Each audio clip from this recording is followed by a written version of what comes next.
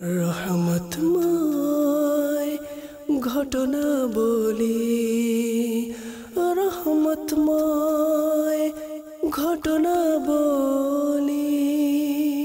আলহামদুলিল্লাহি রাব্বিল আলামিন ওয়াসসালাতু ওয়াসসালামু আলা খাতামিন নাবিয়্যিন আম্মা বা'দু ফাআউযু বিল্লাহি মিনাশ শাইতানির রাজীম বিসমিল্লাহির রহমানির রহিম আসসালাতু ওয়াসসালামু আলাইকা ইয়া রাসূলুল্লাহ ওয়া আলা আলিকা ওয়া আসহাবিকা ইয়া হাবিবাল্লাহ আসসালাতু ওয়াসসালামু আলাইকা ইয়া নাবিয়্যাল্লাহ ওয়া আলা আলিকা ওয়া আসহাবিকা ইয়া নূরাল্লাহ।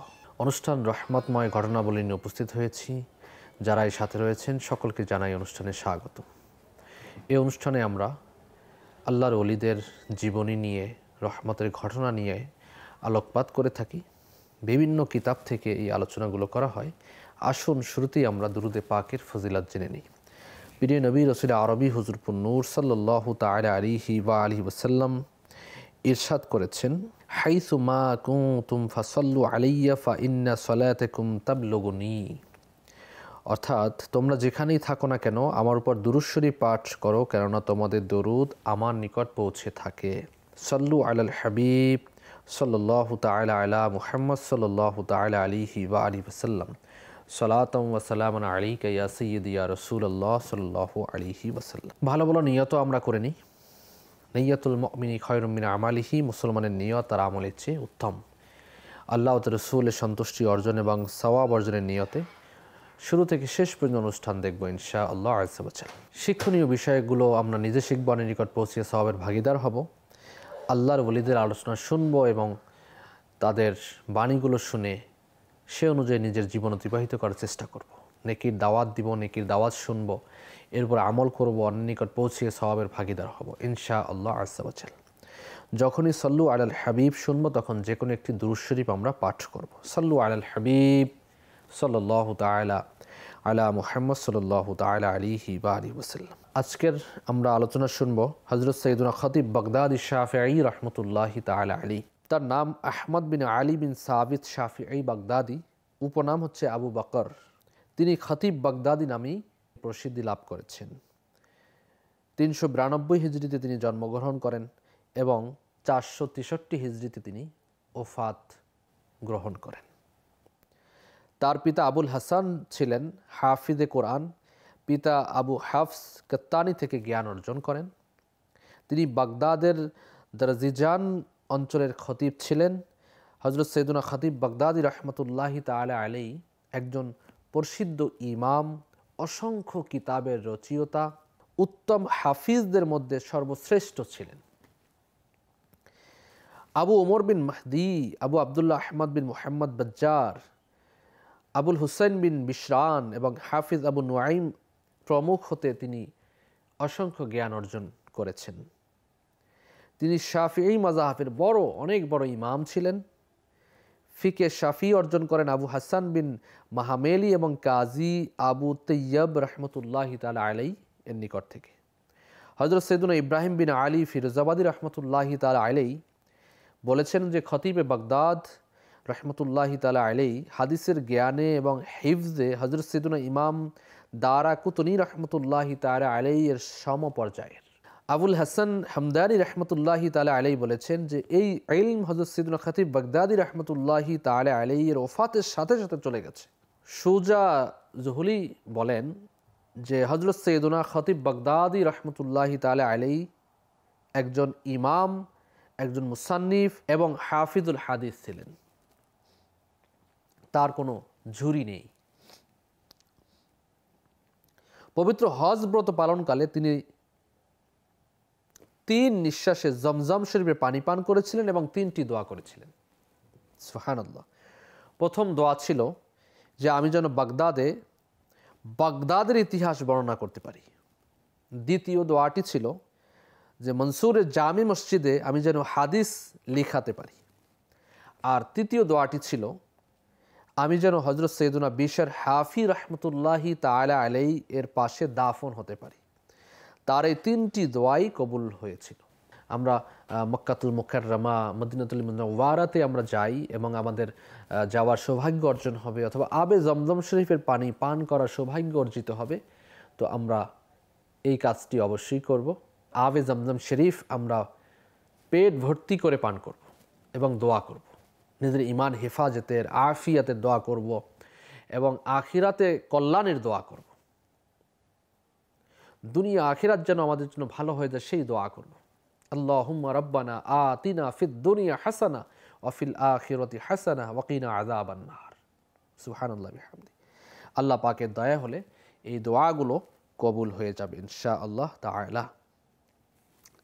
আমরা লক্ষ্য করেছি যে সৈয়দুনা খতিব বাগদাদি শাফিঈ রহমতুল্লাহি তাআলা আলাইহি তিনি কত বড় আলিম দ্বীন ছিলেন, মুফতি ছিলেন এবং ইনার যে উস্তাদ, এই উস্তাদের মাঝে ইনি কত বড় বড় মহান ব্যক্তিত্বের আপনার সান্নিধ্য অর্জন করেছেন এবং তাদের থেকে জ্ঞান অর্জন করেছেন। আবু ওমর বিন মাহদি, আবু আবদুল্লাহ আহমদ বিন মোহাম্মদ দজ্জার, আবুল হুসাইন বিন বিশরান এবং হাফিজ আবু নুআইম অনেক বড় বড় সেই যুগের ব্যক্তিত্ব ছিলেন এবং ইলমওয়ালা ছিলেন, জ্ঞানওয়ালা ছিলেন, যাদের কাছ থেকে ইনি জ্ঞান অর্জন করেছেন।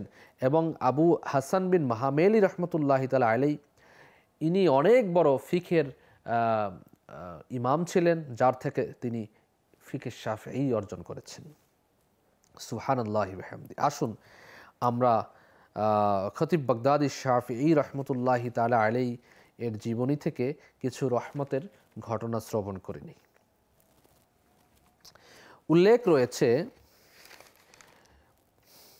তারিখে দমেস্ক আহমদ বিন আলী খাতিবে বাগদাদ ৫ম খণ্ড ৪০ পৃষ্ঠায় উল্লেখ রয়েছে যে হযরত সৈয়দুনা আবু আলী হাসান বিন আহমদ বিন হুসেন বসরি রহমতুল্লাহি তাআলা আলাইহি বলেন যে আমি শেখ আবু বকর খতিব বাগদাদি রহমতুল্লাহি তাআলা আলাইহিকে স্বপ্নে দেখলাম।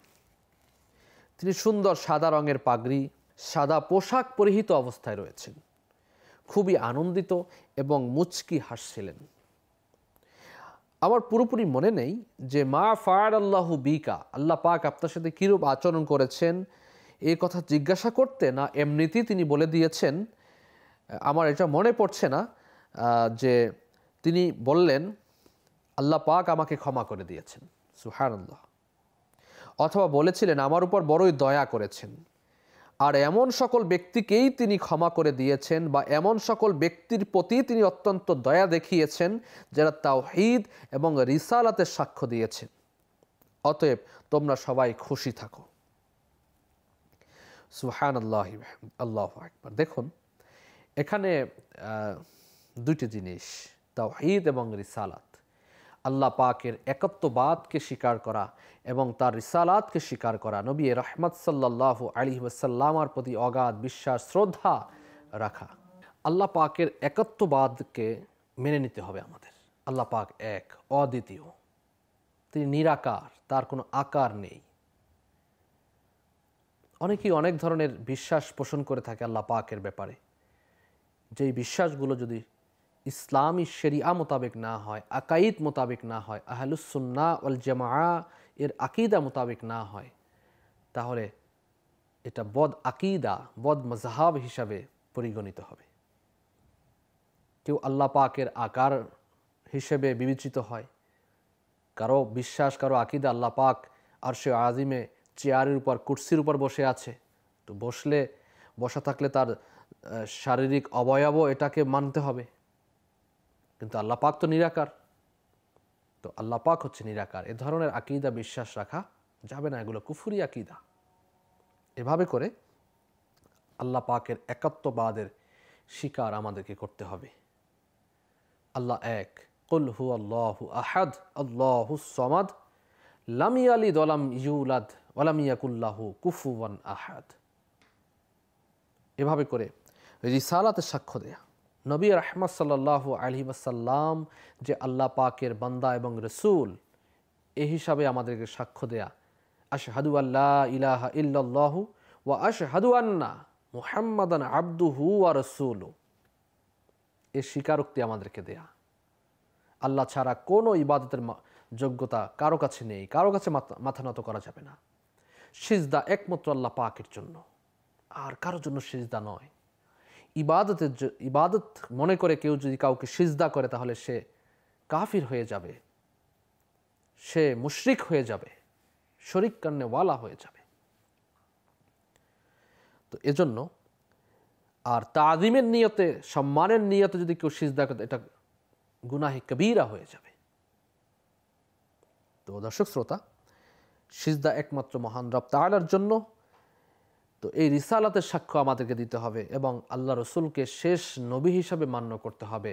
কিয়ামত পর্যন্ত আর কোনো নবী এবং রসুল দুনিয়াতে তাশরীফ আনবেন না। খাতামুন নবিয়্যিন, নবী রাহমাত সাল্লাল্লাহু আলাইহি সাল্লাম আখির নবী, শেষ নবী হিসাবে দুনিয়াতে এসেছেন, আর কোনো নবী আসবেন না। এই বিশ্বাস আমাদের মধ্যে রাখতে হবে। কেউ যদি মনে করে না আরও নবী আসবে অথবা নবী দাবি করে, তাহলে সে মুরতাদ হয়ে যাবে, সে মুশরিক হয়ে যাবে। তার এই আকীদা, তার এই বিশ্বাস কুফরি আকীদা। আল্লাহ রসুল সাল্লাল্লাহু আলাইহি ওয়াসাল্লাম সম্পর্কে আমাদের আকীদা, বিশ্বাস কি রাখা উচিত? তিনি অদৃশ্যের সংবাদদাতা। নবী মানেই হচ্ছে অদৃশ্যের সংবাদদাতা। যেগুলো আমরা জানি না সেগুলো নবী রাহমাত সাল্লাল্লাহু আলাইহি ওয়াসাল্লাম জানেন। আল্লাহ তাআলার দান ক্রমে আল্লাহ রসুল সাল্লাল্লাহু আলাইহি ওয়াসাল্লাম সকল বিষয় সম্পর্কে অবগত। এবং নবী রসুলগণ জীবিত, তারা মৃত্যুবরণ করেন না। এই বিশ্বাস আমাদেরকে রাখতে হবে। এবং আমরা এখানে বসে নবী পাক সাল্লাল্লাহু আলাইহি ওয়াসাল্লামকে যদি সালাম দেই, তাহলে তিনি নিজ কানে শুনতে পান, তিনি শুনেন, তিনি সালামের জবাব দেন। তাকে আহ্বান করলে তিনি আহ্বান শ্রবণ করেন, তার কাছে ফরিয়াদ করলে তিনি ফরিয়াদ কবুল করেন। এ ধরনের বিশ্বাস আমাদের আহলুস সুন্নাত ওয়াল জামাতের মধ্যে রয়েছে। এই বিশ্বাস, এই নজরিয়া আমাদের মধ্যে থাকা। নবী রাহমাত সাল্লাল্লাহু তাআলা আলাইহি ওয়া সাল্লামের শানে সামান্যতম কটূক্তি কেউ যদি করে, তার জিসিম মোবারকের কোনো অংশকে যদি তুচ্ছ তাচ্ছিল্য মনে করে, তাহলে সে ইসলাম থেকে খারিজ হয়ে যাবে, বের হয়ে যাবে। তিনি আর মুসলমান থাকলো না। সামান্যতম কোনো কিছু, কোনো ব্যাপারে, কোনো কথা নিয়ে, কোনো কার্য নিয়ে, আখলাকে মুবারাকা নিয়ে, জিসিম মুবারাকা নিয়ে কোনো ধরনের কোনো প্রকার গোস্তাখিমূলক কথা বলা যাবে না। আল্লাহ পাক আমাদেরকে বুঝার এবং আমল করার তৌফিক দান করুন। এভাবে আরও অনেকগুলো আকাইদ রয়েছে, বিশ্বাস রয়েছে। তো সেগুলো আমাদের জানতে হবে এবং মানতে হবে। আল্লাহ পাক আমাদেরকে তৌফিক দান করুন। আসুন আমরা আরেকটি রহমতের ঘটনা শ্রবণ করি। সৈয়দুনা ইমাম আবু আবদুল্লাহ শামসুদ্দিন মুহাম্মদ বিন আহমদ জাহাবি রহমতুল্লাহি তাআলা আলাইহি লিখেন, আবুল ফজল বিন খেরুন বলেন, এক নেককার ব্যক্তি এসে আমাকে বললেন, আমি হযরত সৈয়দুনা খতিব বাগদাদি রহমতুল্লাহি তাআলা আলাইহিকে স্বপ্নে দেখে তার অবস্থার কথা জিজ্ঞাসা করাতে তিনি বললেন, আনা ফি রাউহিন ওয়া রাইহানি ওয়া জান্নাতি নাঈম। অর্থাৎ আমি প্রশান্তিময় ফুল ও প্রশান্তির বাগানে অবস্থান করছি। 27 পারা সূরা ওয়াকিয়া আয়াত নাম্বার 89 এর মধ্যে রয়েছে। এই আয়াতে রাইহান শব্দের টিকায় সদরুল আলফাজিল হযরত সৈয়দুনা নঈমউদ্দিন মুরাদাবাদী রহমতুল্লাহি তাআলা আলাইহি বলেন যে, আবুল আলিয়া বলেন, আল্লাহর নৈকট্যশীল কোনো বান্দা যখন দুনিয়া থেকে বিদায় গ্রহণ করার সময় হয়, অর্থাৎ তিনি দুনিয়া থেকে বিদায় নেবেন, সাকারাত চলে, তখন তার জন্য জান্নাতের ফুলের শাখা নিয়ে আসা হয়। তিনি সেগুলো সুঘ্রাণ নিতে থাকেন, এমন সময় তার রূহ কবজ করা হয়। সুবহানাল্লাহ। জান্নাতের ফুলের শাখার সুঘ্রাণ নিতে থাকেন, আর এমন সময় রূহ কবজ হলে যাতে তিনি প্রশান্তি অনুভব করেন, তার জন্য কোনো কষ্ট না হয়। সুবহানাল্লাহ, আল্লাহু আকবার। যাদের জন্য জান্নাতের ফুলের শাখা নিয়ে আসা হবে, সুঘ্রাণ নিবে, ইল্লিয়িনের মধ্যে যার রূহকে নিয়ে যাওয়া হবে, আল্লাহ তাআলার রহমতের ফেরেশতা যার রূহ মুবারক নেয়ার জন্য তাশরীফ আনবেন, তাদের অবস্থা কি হবে? সুবহানাল্লাহ বিহামদি। আমরা কে না চাই যে আমাদের রূহ কবজ যেন এভাবে হোক, আমাদের ইন্তেকালের সময় যেন কষ্ট অনুভূত না হয়, আমাদের রূহ যেন নেয়ার জন্য রহমতের ফেরেশতা আসে, আমরা যেন জান্নাতের সুঘ্রাণ পেতে থাকি। কিন্তু এজন্য আমাদেরকে আমল করতে হবে, আমাদেরকে একাত্মবাদের স্বীকার করতে হবে, রিসালাতের সাক্ষ্য দিতে হবে, যেটা খতিবে বাগদাদ রহমতুল্লাহি তাআলা আলাইহি আমাদেরকে বলেছেন। আর যদি এমনটা না হয় তাহলে আমাদের তো এটা পাওয়ার মতো আমরা যোগ্য নেই। আযাবের ফেরেশতা আসবে। আযাবের ফেরেশতা আসলে কি অবস্থা হবে চিন্তা করুন। দুর্গন্ধময় জাহান্নাম দেখতে পাবে, তার অবস্থা কি হবে? যার শেষ নিঃশ্বাস কালিমা হবে, লা ইলাহা ইল্লাল্লাহ হবে, তিনি জান্নাতে প্রবেশ করবে, কিতাবের মধ্যে পাওয়া যায়। তো সেজন্য দেখুন, আল্লাহ পাককে রাজি করতে হবে, খুশি করতে হবে, নেক আমল করতে হবে। বদ আমল করলে, বদ মজাহাবের সাথে নিজের সম্পর্ক রাখলে তাহলে তো এটা সম্ভবপর কতটুকু হবে আপনি নিজেই চিন্তা করুন। তো সেজন্য যেন আমাদের এই দুনিয়া মাজরাআতুল আখিরা, দুনিয়া যে আখিরাতের শস্যক্ষেত্র, এখানে যেন আমরা ভালো কিছু করতে পারি, সেটা আমাদের করতে হবে। ভালো কিছু যদি না করতে পারি তাহলে আমাদের আফসোসের আর অন্ত থাকবে না। ইন্তেকালের সময় আফসোস, ইন্তেকালের পরেও আফসোস। এই আফসোস কেউ দেখবে না, এই আফসোস কেউ শুনবে না, আমি নিজেই ভোগ করব। তখন সঙ্গী সাথী কেউ হবে না, এই আফসোসের ভাগিদার কেউ হবে না। যা কিছু করার আমরা এখনই করি, যা কিছু করার এখনই করতে হবে।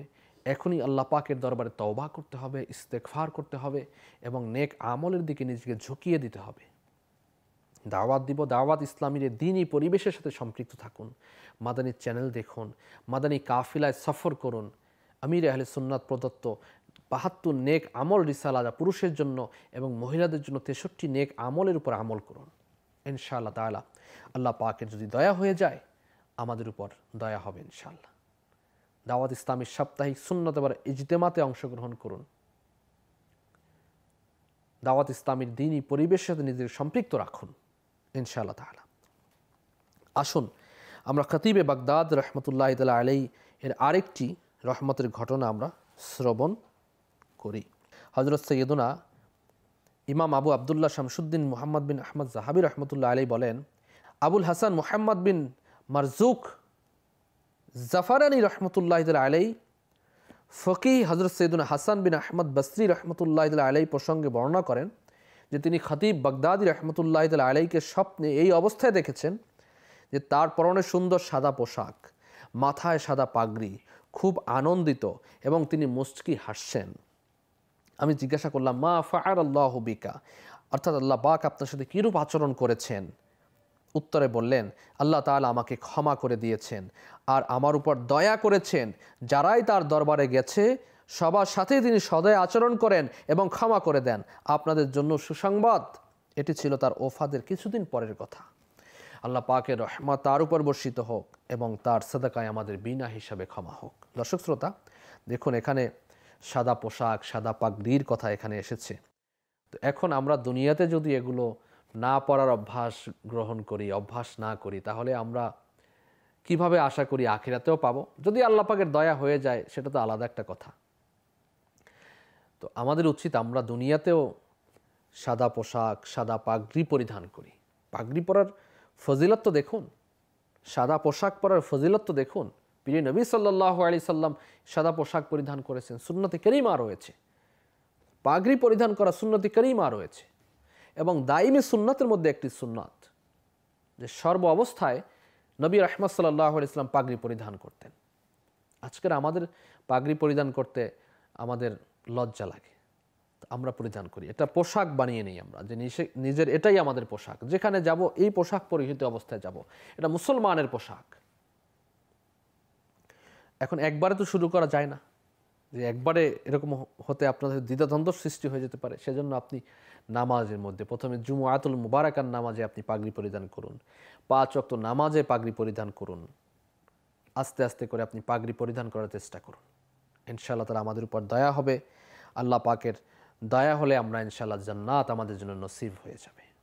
সুবহানাল্লাহ বিহামদিহি। আল্লাহ পাক আমাদেরকে এই মহান ব্যক্তিত্ব হযরত সৈয়দনা আহমদ বিন আলী বিন সাবিত শাফি খতিব বাগদাদি রহমতুল্লাহ তাআলা আলাইহি এর উসিলাতে বিনা হিসাবে মাগফিরাত দান করুন, আমাদের জিন্দিগির গুনাহগুলোকে মাফ করুন আমাদের পেরেশানিগুলোকে দূর করে দিন। আমিন বিজাহি খাতামিন নবিয়্যিন সাল্লাল্লাহু তাআলা আলাইহি ওয়া আলিহি ওয়াসাল্লাম। আজ এই পর্যন্তই। আগামী পর্বে আপনারা ইনশাআল্লাহ তাআলা অন্য কোনো বুজুর্গের জীবনী নিয়ে আলোচনা করব। সাথেই থাকুন, দেখতে থাকুন মাদানী চ্যানেল বাংলা। সাল্লু আলাল হাবিব সাল্লাল্লাহু তাআলা আলা মুহাম্মদ সাল্লাল্লাহু তাআলা আলাইহি ওয়া আলিহি ওয়াসাল্লাম। রহমতময় ঘটনা বলি।